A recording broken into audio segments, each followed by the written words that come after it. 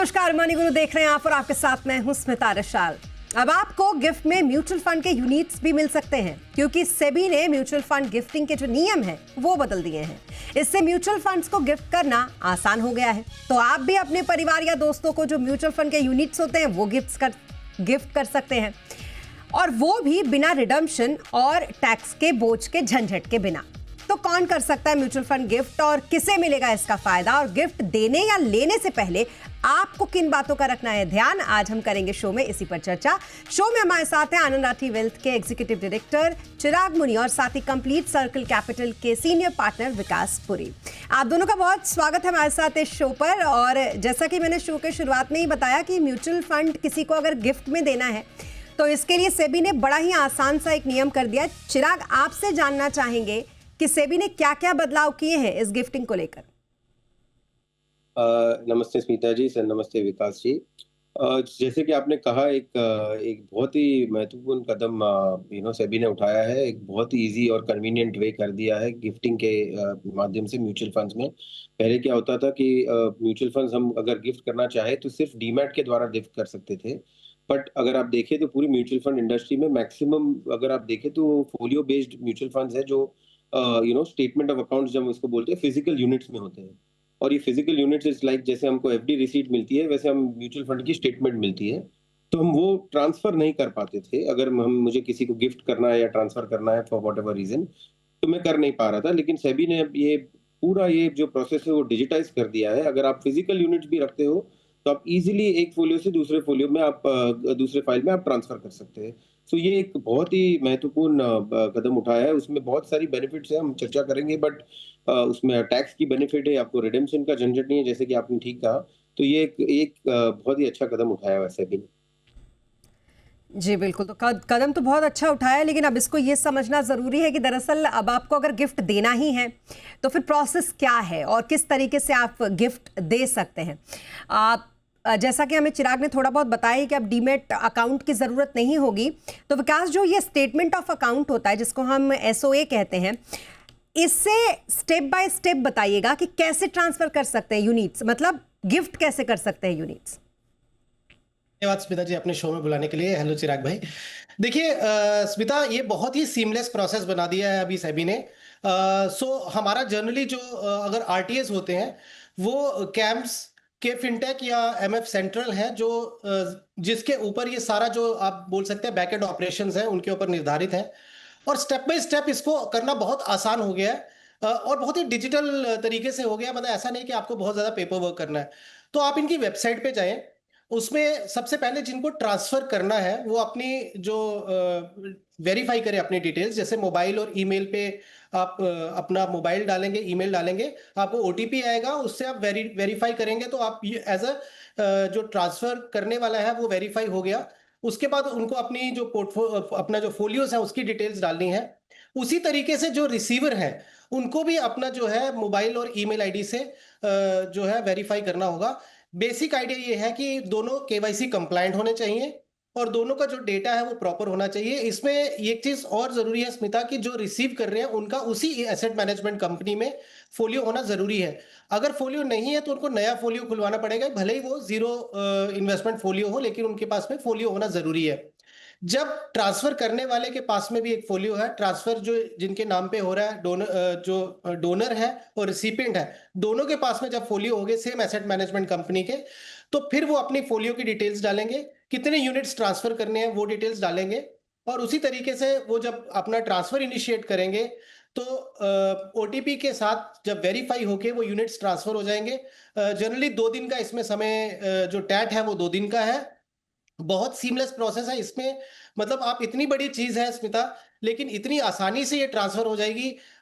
मतलब heads of to SEBI and जो भी पूरा इकोसिस्टम म्यूचुअल फंड का जिन्होंने बनाया, बहुत ही अच्छे तरीके से इसको जो है उसका डेवलप किया है। और 1 से 2 दिन में जब ये पूरा हो जाएगा, सिर्फ एक 10 दिन का कूलिंग ऑफ पीरियड है कि जो रिसीव करते हैं उनको वो अपने यूनिट्स बेच नहीं सकते, बट 10 दिन के बाद अगर वो चाहे तो उसको वो सेल भी कर सकते हैं। जी हाँ, तो कुल मिलाकर इसको काफ़ी सिंप्लीफाई किया गया है, इसीलिए हमने आपसे कहा भी कि स्टेप बाय स्टेप बता दीजिए। स्टेटमेंट ऑफ अकाउंट जो है उससे आप किस तरीके से, बिल्कुल सीमलेस प्रोसेस है, उसके तहत आप अब गिफ्ट जो है बड़े आराम से अब दे सकते हैं। तो हो सकता है कि इस बार सैंटा आपको म्यूचुअल फंड यूनिट्स का गिफ्ट दे दे। बहरहाल ये तो देखेंगे। लेकिन एक बात जो मुझे लगता है चिराग हर किसी के मन में होगी कि जब ये गिफ्ट मिलेंगे तो वो कौन लोग होंगे जिनको गिफ्ट अगर मिलता है तो टैक्स की कोई लायबिलिटी नहीं बनेगी, और कौन लोग होंगे जिनको अगर गिफ्ट देते हैं तो फिर टैक्स की लायबिलिटी भी बनती है। जी श्वेता, बहुत ही इम्पोर्टेंट क्वेश्चन आपने पूछा है, बिकॉज जब हम गिफ्ट कर रहे हैं ये सब ध्यान करने में ध्यान रखना बहुत ज़रूरी होता है। और बेसिकली आप देखें तो सेक्शन 56(2) जो इनकम टैक्स एक्ट है उसमें एक डेफिनेशन दिया हुआ है कि कौन कौन आपके रिलेटिव्स होते हैं। ऑफ कोर्स उसमें बहुत सारी लंबी लिस्ट है। आप ऑफ कोर्स आपके स्पाउस, चिल्ड्रन, मदर, फादर, उनके brother, father, lineal, ascendant, descendant सब उसमें कवर्ड है। अगर आप चेक करेंगे तो पूरी लिस्ट होती है। अगर आप उनको गिफ्ट करते हो तो ना ही आपको डोनर को टैक्स लगता है, ना ही रेसिपिएंट को टैक्स लगता है। लेकिन अगर any other entity other than this अगर आप गिफ्ट करते हो तो मोर देन 50,000 रुपीज का अगर वैल्यू है तो रेसिपिएंट को उस पर उसको टैक्स भरना पड़ेगा, जो हम गिफ्ट टैक्स की बात करते हैं। तो बाकी आपको कोई टैक्स नहीं भरना पड़ेगा अगर आप अपने स्पेशल रिलेटिव्स और जो लिस्ट में है अगर वो आ जाते हैं तो आपको कोई टैक्स भरना नहीं पड़ेगा। सेकेंड पार्ट है कि अगर आपको, क्योंकि आप ट्रांसफर कर रहे हो तो आप रिडेम्पशन नहीं कर रहे हो, तो आपको जो कैपिटल गेन्स टैक्स है वो भी नहीं लगता है। तो पहले क्या होता था कि हमारे पास चॉइस नहीं था कि अगर मुझे किसी को गिफ्ट करना है तो दो ही चॉइस थे। एक था जो लंबा प्रोसेस था कि मैं पूरी मेरी फिजिकल यूनिट्स को पहले कन्वर्ट कर दूं डीमैट में, एक नई डीमैट खोल के, फिर जो रेसिपिएंट है उसकी भी डीमैट होना चाहिए, वहां पे ऑफ मार्केट ट्रांसफर करो, जिसको ऑलमोस्ट 15-20 दिन लग जाते थे ये सब करते करते। So that was one option. दूसरा ऑप्शन था कि मैं मेरे यूनिट्स बेच दूं, कैश अगर ट्रांसफर कर दूं मेरे रिलेटिव्स को और वो म्यूचुअल फंड्स खरीद ले, लेकिन वहां पे टैक्स का इम्पैक्ट कैपिटल गेन्स का आ सकता था। तो ये सब जो है वो सब निकल गया है एक नए सिस्टम से, जो हम बोल रहे हैं कि जहां डायरेक्टली आप म्यूचुअल फंड यूनिट्स आपके रिलेटिव्स को ट्रांसफर कर सकते हैं। प्रोसेस तो आपको ठीक से समझाया सर ने, विकास सर ने। सो ये एक कन्वीनियंस का मामला हो गया है। बिल्कुल, और ये जो इस वक्त हम आपको बता रहे हैं, जो चिराग ने भी आपको बताया कि दरअसल कौन कौन वो रिलेटिव्स होंगे जिनको अगर आप टैक्स देते हैं तो जिनको अगर आप गिफ्ट मिलता है जिन्हें, तो वो टैक्स फ्री होगा। इसमें आपके माता पिता होंगे, आपके स्पाउस होंगे, भाई बहन, बच्चे और जो भी इमीडिएट फैमिली होगी वो। और दूसरा ये भी समझेंगे कि किसको गिफ्ट अगर देंगे तो उस पर टैक्स लगेगा। तो विकास, पहले तो ये बताइए कि रिडम्पशन करना फंड का और गिफ्टिंग करना फंड का, गिफ्टिंग करना ज्यादा टैक्स एफिशिएंट क्यों है?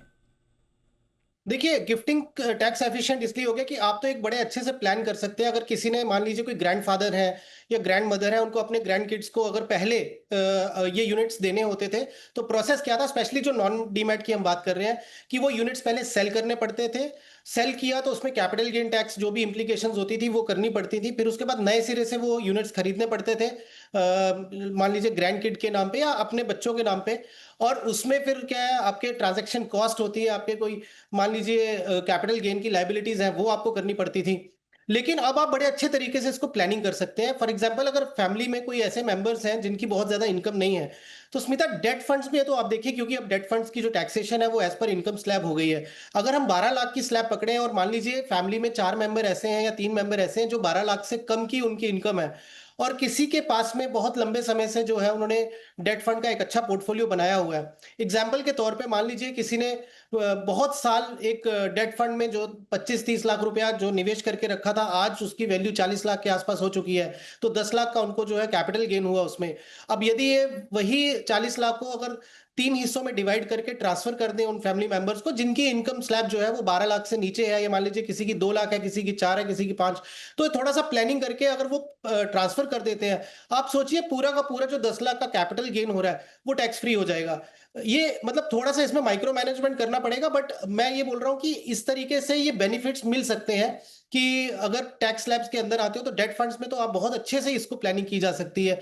वहीं पे ही अगर आप इक्विटी फंड्स की भी बात करते हैं, तो अगर वहां भी यूनिट्स अगर 1 साल से पहले लिए हुए हैं, उसमें जो भी गेन बना हुआ है जब वो यूनिट ट्रांसफर होंगे, जब तक जो रिसिपिएंट है जिनके नाम पे ये यूनिट ट्रांसफर हुए हैं, जब तक वो उस यूनिट्स को सेल नहीं करेंगे, उनको कोई भी टैक्स लायबिलिटी नहीं आएगी। और जो उनके जो इनिशियल जो बाइंग डेट रहती है जब उन्होंने वो यूनिट्स एक्वायर किए थे, वही उनकी वो कंटिन्यू रहेगी। तो आप ये सोचिए कि कितना अच्छा और सीमलेस तरीका है कि आपने अपने जो एसेट्स हैं वो अगली जनरेशन को अगर आप ट्रांसफर करना चाहते हो तो बहुत इजीली आपने वो ट्रांसफर भी कर दिए, आपकी कोई इसमें टैक्स लायबिलिटी भी नहीं आई और बहुत ही सीमलेस तरीके से भी हो गया। यहीं पे ही अगर ये यूनिट्स को सेल करके और दूसरे के नाम पे ट्रांसफर करना होता तो डेफिनेटली रिडेम्पशन करिए और फिर उसके बाद उसमें जो भी टैक्स लायबिलिटी आती है वो आपको पे करनी पड़ती थी। बिल्कुल। लेकिन चिराग, एक चीज़, क्योंकि सीमलेस तो हो गया है ये, और टैक्स के मामले में भी अब देखा जाए तो टैक्स एफिशिएंट भी है, क्योंकि अब रिडम्पशन नहीं करना तो वो झंझट नहीं है। आप इजीली गिफ्ट के नाम पर आगे अपने जो आपके वंश हैं उनके नाम पर आप ट्रांसफ़र कर सकते हैं म्यूचुअल फंड को, और फिर आराम से उसमें कोई झंझट नहीं है टैक्सेशन का। क्या यहाँ से एक लूप होल भी आप बनता हुआ देख सकते हैं, जिससे हम कई बार देखते हैं कि टैक्स बचाने के बड़े सारे तरीके लोग ढूंढ लेते हैं, या टैक्स चोरी के बहुत सारे तरीके लोग ढूंढ लेते हैं? क्या इसमें एक लूप होल आप देख रहे हैं क्या? जी श्वेता, मैं ऑफ कोर्स लूप होल तो नहीं कहूँगा। ये होता है कि लेजिटिमेट वे में आप टैक्स प्लानिंग कैसे करते हैं। So there is a thin line between tax planning and tax evasion. तो मेरे हिसाब से ये जो प्रोविजन दिया गया है उसमें क्लियरली आप टैक्स प्लानिंग कर सकते हैं, बिकॉज ये पूरा लीगली आपको अलाउ करता है। फॉर एग्जांपल, अगर मेरे फैमिली में दूसरी फाइल्स है जहाँ पे मॉम डैड या मदर फादर के पास अगर कुछ कैरी फॉरवर्ड लॉस पड़े हुए हैं पहले, और मुझे कैपिटल गेन्स मेरे फाइल में आया है because of the mutual fund equity gains, तो मैं अगर वो यूनिट्स उनको ट्रांसफर कर दूँ और वहां पे अगर मैं वो सेट ऑफ का प्रोविजन ले लूं, जो सेक्शन 70-74 होता है जो आपको सेट ऑफ कर सकता है, तो वहां पे भी आपका टैक्स बच सकता है, बिकॉज वो प्रोविजनल सेक्शन 70-74 वो दिया गया हुआ है। आप कर सकते हो। गिफ्टिंग का भी सेक्शन 56(2) दिया गया है, तो आप एकदम एक टैक्स प्लानिंग कर रहे हो, ये टैक्स की चोरी नहीं मानी सकती है। सो फॉर एग्जाम्पल, अगर मुझे कैपिटल गेन्स इक्विटी में आया हुआ है, लेट्स से मुझे 3 लाख रुपए की कैपिटल गेन्स आई हुई है और मेरी टैक्स है एग्जेम्पशन 1.25 लाख की, जो हमको कैपिटल गेन्स एग्जेम्पशन मिलती है इक्विटी पे, उसके बाद 1.75 लाख का अगर मुझे गेन है तो उसमें मुझे 12.5% की टैक्स लग सकती है, विच इज अबाउट 22,000 रुपए। लेकिन यही अगर मैं मेरे मदर या फादर को ट्रांसफर करूं और उन्होंने ये एग्जेम्पशन नहीं लिया हुआ है 1.25 लाख का, तो वहां पे अगर वो ये ट्रांसफर किए जाए उतने यूनिट्स, तो उतना आप वापस उतनी सहूलियत ले सकते हो। तो मैं इसको टैक्स चोरी नहीं कहूंगा, इसको ठीक से टैक्स प्लानिंग कहूंगा, बिकॉज ये आप एग्जिस्टिंग टैक्स जो प्रोविजन है वही यूज कर रहे हैं और वो हिसाब से आप कर रहे हैं। ऑफकोर्स सेबी का मेन ऑब्जेक्टिव ये नहीं रहेगा कि आप टैक्स प्लानिंग और टैक्स बचाइए। ये ज्यादा कन्वीनियंस और कॉस्ट इफेक्टिव मेथड निकाला है, बिकॉज बहुत सारे फोलियोज जो स्टेटमेंट ऑफ अकाउंट्स के द्वारा है, प्लस ट्रांसमिशन के टाइम जब भी अगर आपको आपके देहांत के बाद अगर ट्रांसफर करना है तभी मुश्किल आता था। जॉइंट अकाउंट अगर आपको ऐड करना है तो वो मुश्किल आता था। सब में बहुत पेपर वर्क था। तो ये सब डिजिटाइज करने की सभी की मेन ऑब्जेक्टिव थी। बट इसमें आपको एक टैक्स प्लानिंग का कन्वीनियंस भी मिल गया है आपको। अननेसेसरी आप मोस्ट ऑप्टिमल टैक्स भर रहे हो। हम ये बोलते हैं कि आप जरूरत से ज्यादा टैक्स नहीं भर रहे हो, आप प्लान करके ठीक से टैक्स भर रहे हो। सो मेरे हिसाब से ये बहुत ही अच्छा कदम है। दूसरी एक है कि आप एक बात कहना चाहूंगा कि आप रिलेटिव्स को तो दे सकते हो, लेकिन एक होता है कि मैरिज के द्वारा अगर आप किसी को दो जो आपके रिलेटिव नहीं है, तो वो रेसिपिएंट को गिफ्ट टैक्स नहीं लगता है। तो वो एक भी दूसरा बड़ा है। एंड क्या होता है कि बहुत सारे टाइम ग्रैंड पेरेंट्स को जब गिफ्ट देना होता है उनके बच्चों को या फिर ग्रैंड चिल्ड्रन को, आज की तारीख में 2-3 ऑप्शन ही थे कि फिजिकल गोल्ड दे दिया, कैश दे दिया डायरेक्टली। अब आप म्यूचुअल फंड यूनिट्स भी दे पाएंगे। It will be a different way of gifting to your friends, their weddings etcetera. So ये बहुत ही बहुत सारी चीजें खोल दी है सेबी ने। बट मेन ऑब्जेक्टिव तो ऑफ कोर्स कन्वीनियंस और इजीली आप पेपर वर्क को अवॉइड करने के लिए था। एग्जैक्टली तो ये एक तरीके से आपके टैक्स प्लानिंग का एक और ऑप्शन आपको मिल गया, जो कि चिराग आपको समझाने की कोशिश यहाँ पर कर रहे थे। और हाँ, एक ये जरिया भी, एक ऑप्शन इस मामले में भी है कि आपके पास गिफ्ट देने का भी एक और ऑप्शन मिल चुका है। हो सकता है आपको भी आने वाले दिनों में म्यूचुअल फंड का जो यूनिट्स है वो गिफ्ट के रूप में मिल जाए। यहाँ वक्त हो गया एक छोटे से ब्रेक का, तो ब्रेक के लिए रुकेंगे और ब्रेक के बाद जल्द होंगे हाजिर और समझेंगे और कि कैसे म्यूचुअल फंड की जो गिफ्टिंग है उसका है प्रोसेस और आपको कैसे मिल सकता है ये गिफ्ट।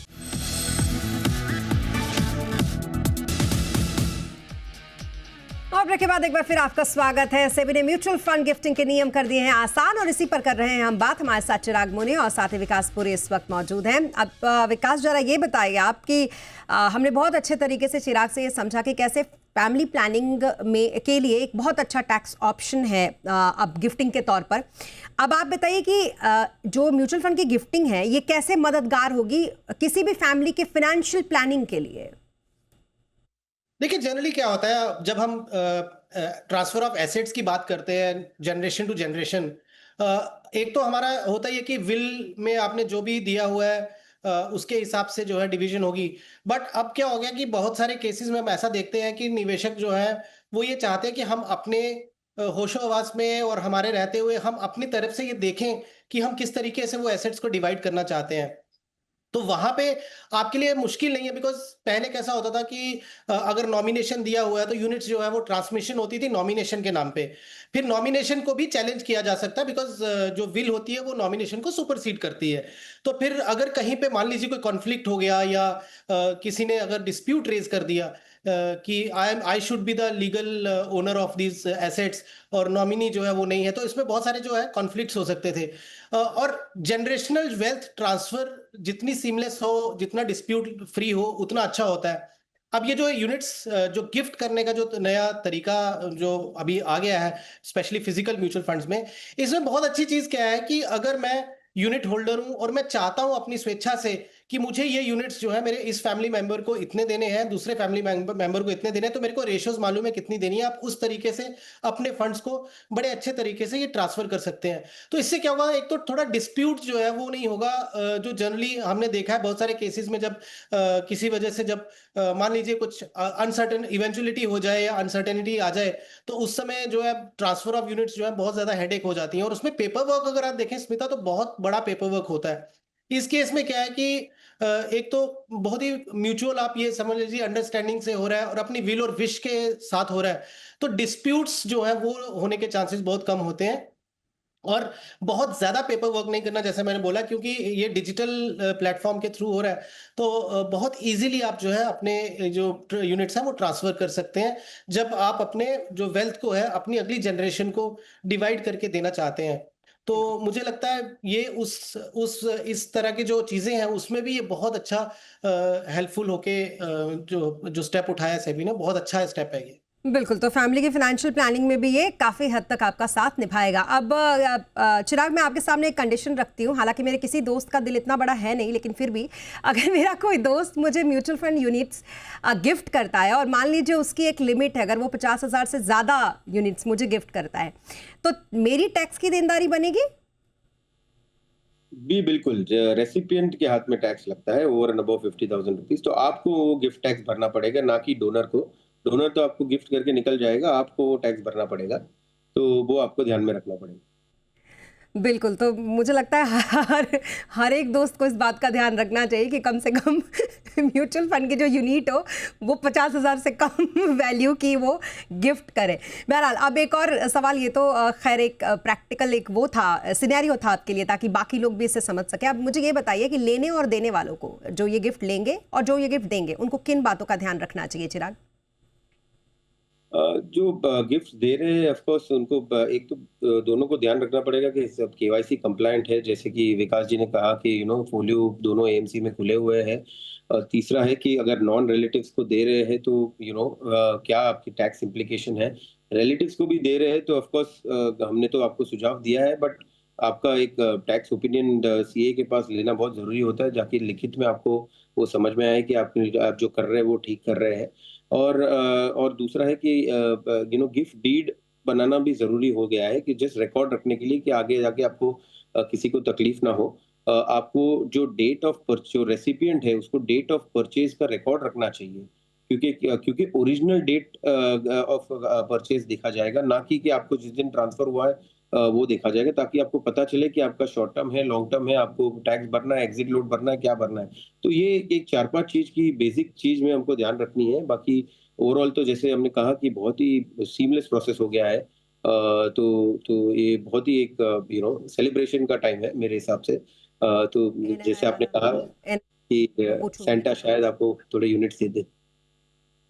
जी, बिल्कुल वही, इसीलिए मैंने यहाँ पर नेशनल टेलीविज़न पे ये बात कही ताकि हर एक दोस्त को इस बात का ख़्याल रहे।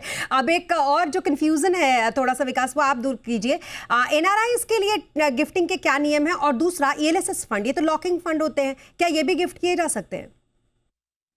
देखिए, म्यूचुअल फंड यूनिट होल्डर अगर एनआरआई है कोई और रेसिडेंट इंडियन है तो वो भी गिफ्ट कर सकते हैं, तो उसमें भी कोई वो नहीं है। सिर्फ ये होता है कि जो फेमा हो गया, फैटका हो गया, ये इसको थोड़ा ध्यान में रख के जो फैटका कंप्लायंट होने चाहिए। और दूसरा, टैक्स लाइबिलिटीज भी देखना बहुत जरूरी है, बिकॉज स्पेशली जो एनआरआईज के केस में एनआरआई रेसिडेंट इंडियन को ट्रांसफर कर रहा है यूनिट्स, या आरआई एनआरआई को ट्रांसफर कर रहा है, तो उस केस में उनको खाली अपना एक वो देखना है कि उनकी लिमिट्स क्या है in terms of asset transfer. तो वो थोड़ा सा ध्यान रखना पड़ेगा। ऑब्वियसली वो एक सीए की हेल्प से उनको उनकी जो लिमिट्स है उनका आइडिया लग जाएगा। बट अगेन इसमें कोई बहुत ज्यादा डिफरेंस नहीं है कि जो अगर एक resident Indian to resident Indian transfer हो रहा है, तो एनआरआईज के लिए कोई बहुत कम्बरसम प्रोसेस है या बहुत डिफिकल्ट है, लगभग सिमिलर प्रोसेस है, उसमें कोई तकलीफ नहीं है। बट ये बहुत अच्छा आपने क्वेश्चन पूछा कि ईएलएसएस फंड का क्या होता है। तो ईएलएसएस फंड देखिए, वो एटीसी के लिए जो टैक्स बेनिफिट के लिए लिया था, उसमें 3 इयर्स का लॉक इन था, क्योंकि बेनिफिट ऑलरेडी जिस साल सब्सक्राइब किया जाता है उस समय ले लिया जाता है उस फाइनेंशियल ईयर में, तो उसकी वजह से वो 3 साल का लॉक इन है। जब वो 3 साल का लॉक इन कंप्लीट हो जाएगा, तब स्मिता ये यूनिट्स जो है वो इजीली ट्रांसफर कर दिए जा सकते हैं, जब ये अपने लॉक इन पीरियड से बाहर निकल जाए। और इसके अलावा एक चीज और बोलना चाहूंगा स्मिता, जो प्लेज्ड यूनिट्स होते हैं, जहां पे आपने फंडिंग ली है और यूनिट्स आपने प्लेज किए हैं, वो भी आप ट्रांसफर नहीं कर सकते जब तक आप अपना जो लोन लिया हुआ है, लोन अगेंस्ट म्यूचुअल फंड्स, वो पूरा चुकता ना कर दें, यूनिट्स को फ्री ना कर दें, तब तक आप ट्रांसफर नहीं कर सकते। Once you free your units, फिर उसके बाद वो भी आप ट्रांसफर कर सकते हैं।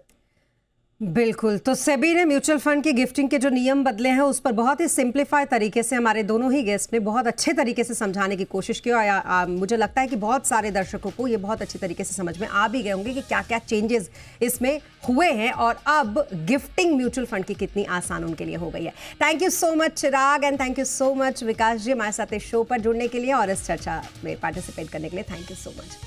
इसी के साथ मनी गुरु के आज के सेगमेंट में अभी के लिए बस इतना ही। आप बने रहे जी बिजनेस के साथ। नमस्कार।